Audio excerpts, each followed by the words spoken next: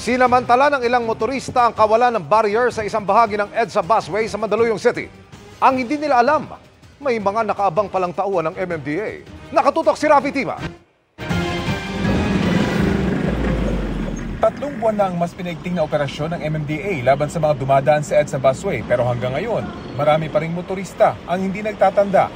Sa EDSA Shaw Boulevard Underpass, sinasamantala ng mga motorista ang kawalan ng barrier para pumasok sa EDSA busway.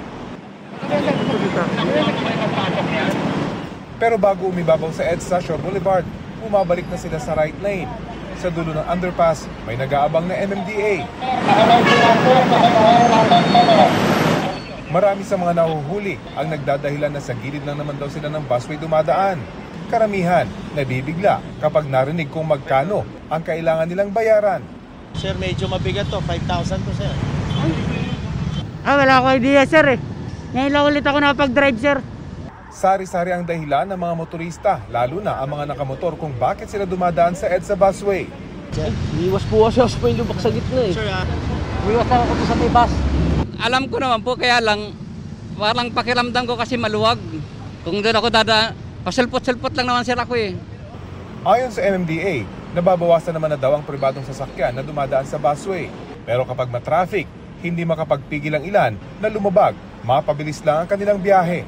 Whether there is a barrier or wala, alam naman natin na pinagbabawal pong pumasok dyan. So dapat bilang motorista, alam po natin kung ano yung tama at kung ano po yung bawal.